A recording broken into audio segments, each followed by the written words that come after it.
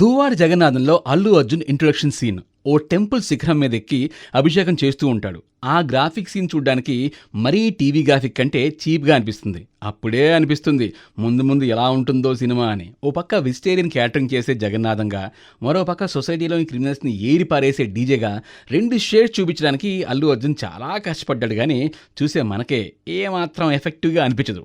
ఓ commercial ఫార్మాట్లో ఏ ఉండాలో అవన్నీ డీజేలో ఉన్నాయి, కానీ కరెక్ట్ ప్లేస్లో మాత్రం పడలేదు. ఫస్ట్ హాఫ్లో హీరో హీరోయిన్ మధ్య లవ్ ఎపిసోడ్ కూడా కొంచెం ఇంట్రెస్టింగ్గా ఏం ఉండదు. రావు రమేష్ రొయ్యల్ నాయుడుగా అక్కడక్కడ ఎంటర్టైన్ చేస్తూ ఉంటాడు. కానీ ఫస్ట్ హాఫ్ రొటీన్గా చప్పగా, దువ్వాడ జగన్నాథం భాషలో చెప్పాలంటే ఇంగు లేని పులిహోరలాగా సాగుతుంది. సెకండ్ హాఫ్ కూడా ఫస్ట్ హాఫ్ లాగే ఉంటుంది. పెద్ద ట్విస్టులు ఉండవు, ఎంగేజింగ్ స్క్రీన్ ప్లే ఉండదు, ఏమాత్రం లాజిక్ లేకుండా హీరోయిన్ హీరోతో లవ్లో పడిపోతుంది. ఇక లాస్ట్ 10 minutesలో ఓ పిచ్చి ఎపిసోడ్ తిక్కగా ఉన్నా సరే అదొక్కటే కాస్త నవ్విస్తుంది. కానీ అంత కామెడీగా క్లైమాక్స్ని ఎవరు ఎక్స్పెక్ట్ కూడా చేయరు. అల్లు అర్జున్ బ్రాహ్మణ్ యువకుడిగా బాడీ లాంగ్వేజ్, గెటప్ అన్ని సెట్ అయ్యాయి. డైలాగ్స్ కూడా బాగానే సెట్ అయ్యాయి. కానీ కేవలం ఇంట్లో వాళ్లతోనే బ్రాహ్మణ్ లాంగ్వేజ్ లో మాట్లాడుతూ బయట వేరే మాట్లాడడంతో సరిగ్గా సింక్ అయినట్టుగా అనిపించదు. కొన్ని సీన్స్ లో మనకు జెంటిల్మెన్ లో అర్జున్, భాషలో రజనీకాంత్ కనిపిస్తారు.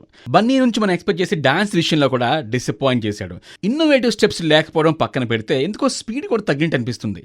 పర్ఫార్మెన్స్ వైజ్ బన్నీ బాగానే కష్టపడ్డాడు అని చెప్పాలి. పూజా హెగ్డేది కంప్లీట్ గా గ్లామర్ డాల్ రోల్. అక్కడక్కడ తన గ్లామర్ తో కుర్రాలకి కనువిందు చేసింది, అంతకుమించి ఏం లేదు. ఫిల్మ్ లో అల్లు అర్జున్ కి పోటాపోటీగా ఉన్న క్యారెక్టర్ రావు రమేష్, రొయ్యల్ నాయుడు రోల్. ఈ క్యారెక్టర్ ఆ డైలాగ్స్ కానీ గెటప్ తో కానీ రావు రమేష్ బాగా ఇంప్రెస్ చేశారు. కానీ కొన్ని చోట్ల ఆ క్యారెక్టరేషన్ వల్ల ఏమో గానీ ఎబ్బెట్టుగా అనిపిస్తూ ఉంటుంది. సుబ్బరాజు ఓ వెరైటీ క్యారెక్టర్ లో కాస్త నవ్విస్తాడు. దేశ్ ప్రసాద్ మ్యూజిక్ పర్వాలేదు, ఓ 2-3 సాంగ్స్ కొత్తగా కాకపోయినా బానే ఉంటాయి.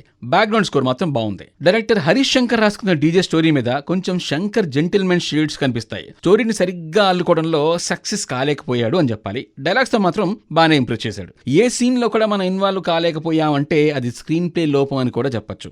ఓవరాల్గా ఈ డీజే దువ్వాడ జగన్నాథం సభ్య సమాజానికి ఏదో మెసేజ్ ఇద్దాం అనుకున్నాడు, కానీ అది సమాజానికి ఎక్కడం చాలా కష్టం. ఫైనల్గా డీజే అంటే డిసప్పాయింట్ చేసిన జగన్నాథం.